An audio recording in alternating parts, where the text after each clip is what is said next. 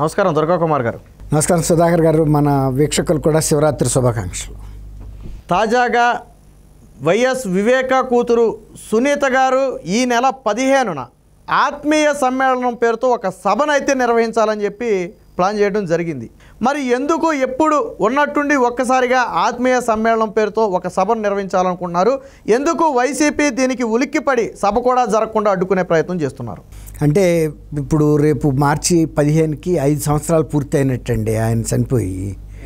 అసలు ఆయన హత్య కూడా చాలా భయంకరమైన, చాలా దారుణమైన హత్య చేసిన సందర్భంలో అసలు వాళ్ళు షాక్ అయిపోయి అంతిమ సంస్కారాలు ఇలాంటి కొన్ని కార్యక్రమాలు కూడా చేయలేని పరిస్థితుల్లోకి వెళ్ళిపోయింది. చాలా ఇది వివాదాస్పదంగాను, తర్వాత కేసుని ఏ విధంగా ముందుకెళ్ళకుండా అడ్డుపట్టడానికే ప్రభుత్వాలు ప్రయత్నాలు చేయటం, ఆమె ఎదుర్కొని కోర్టుల చుట్టూతా, తర్వాత ఢిల్లీ చుట్టూతూ అధికారుల చుట్టూతా తిరగటం, రాజ్యాంగ వ్యవస్థల చుట్టూ తిరగటంతోనే ఆమె కాలం అంతా చాలా గడిచిపోయింది.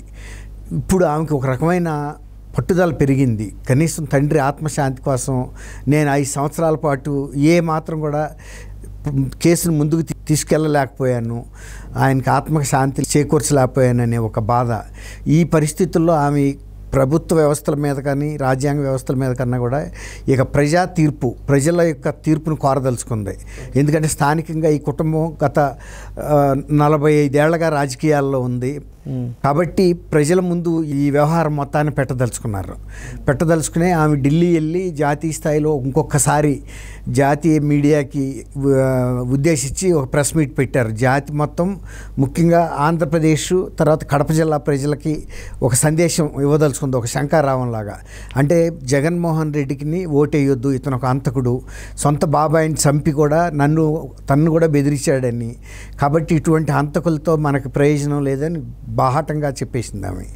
ఆ చెప్పిన తర్వాత ఇప్పుడు ఆమె ఎన్నికలకు పోటీ చేస్తా లేదా అనేది ఒక చర్చ జరుగుతుంది.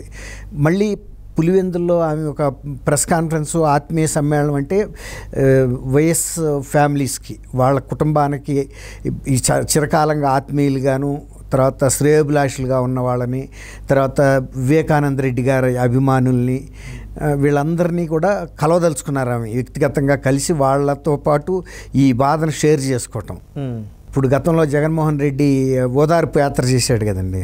ఇప్పుడు ఈమె అట్లా ఓదార్పు యాత్ర కాకుండా వాళ్ళకి కలిగిన మనోవేదని ఈమె పంచుకోవటం, ఈమె మనోవేదని వాళ్ళతో పంచుకోవాలనే ఒక ఆత్మీయ సమ్మేళనం పెట్టుకుందాం అనుకుని పులివెందుల్లో ఒక కన్వెన్షన్ హాల్ బుక్ చేసుకుంటే అక్కడ బెదిరించారని తెలుస్తుంది పులివెందుల్లో. దాంతో వాళ్ళు మా ఖాళీ లేదని ఆ డిపాజిట్ కూడా వాపస్ చేశారు.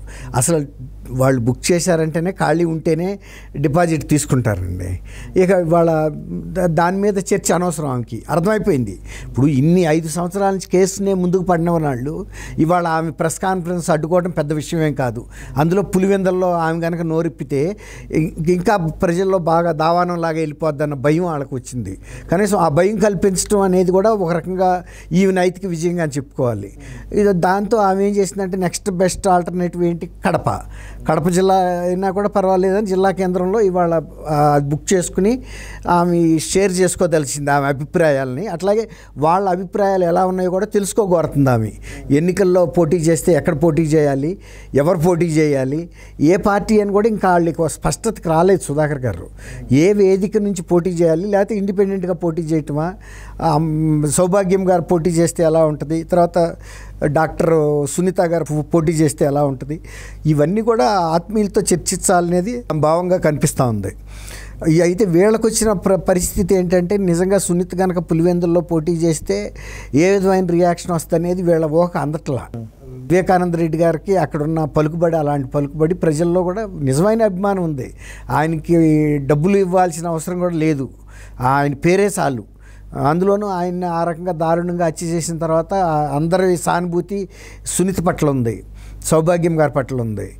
సౌభాగ్యం గారు కూడా నిజానికి ఒక సాధారణ గృహిణే కాబట్టి ఆమె కూడా వేశారు హైకోర్టులో సిబిఐ విచారణ చేయించమని. కానీ ఆమెతో పాటు వేసిన జగన్మోహన్ రెడ్డి గారు విత్డ్రా చేసుకున్నాడు. తర్వాత ఇక అది తర్వాత సునీత గారు మళ్ళీ ఉన్నత న్యాయస్థానాలకి, సర్వోన్నత న్యాయస్థానానికి వెళ్ళి ఆర్డర్స్ తెచ్చుకుని గౌరవ న్యాయస్థానాల్లో సిబిఐకి పంపడానికి వెళ్ళింది. కానీ సిబిఐలో కూడా ఏమీ ముందుకు పడలేకపోయింది, మనం అందరం కూడా చూసాం.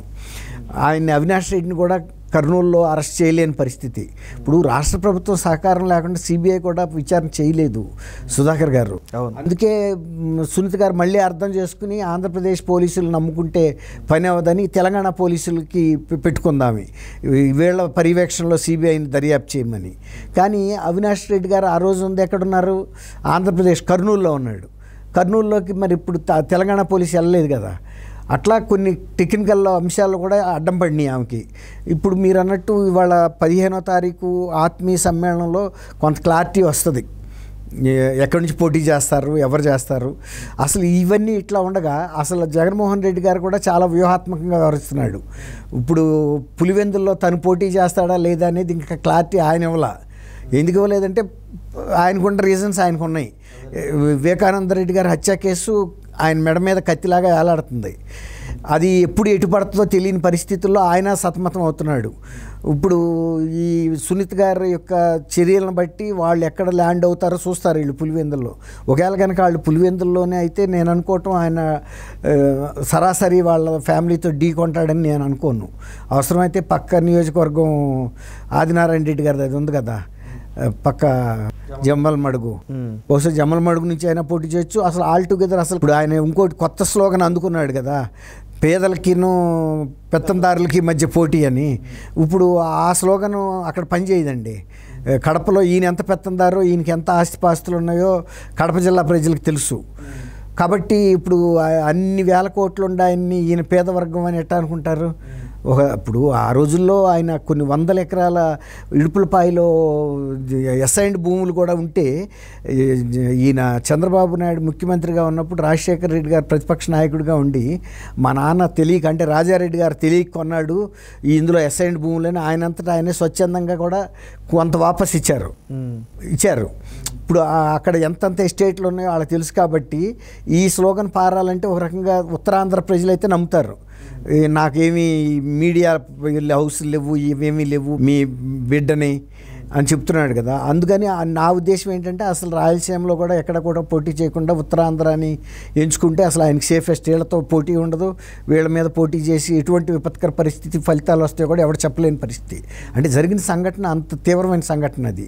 వివేకానంద రెడ్డి గారి హత్య అనేది ఆ భావోద్వేగాలను రెచ్చగొట్టే రేపే సంఘటన. ఇప్పటికీ వాళ్ళు మర్చిపోలేకపోతున్న సంఘటన. తర్వాత ఇట్లాంటి పరిస్థితుల్లో రేపు వాళ్ళు కూడా ఈ కదలికల్ని సున్నితంగా గమనిస్తున్నారు. సునీత గారు కదలికల్ని ఈమె ఎక్కడి నుంచి ఎట్ట పోటీ చేస్తారు, ఎవరి తరపున చేస్తారు, అప్పుడు దాన్ని బట్టి వాళ్ళు కూడా ప్రత్యర్థుల్ని నిర్ణయించడం, అక్కడ ఎవరిని పోటీ చేయాలని, తర్వాత జగన్మోహన్ రెడ్డి గారు కూడా ఎక్కడ చేయాలనేది అప్పుడు ఒక స్పష్టత వస్తుంది. ఏదుండా కానీ ఇది కీలకమైన ఘటనగా చెప్పుకోవచ్చండి ఈ మార్చి 15 సునీత గారి మీటింగ్.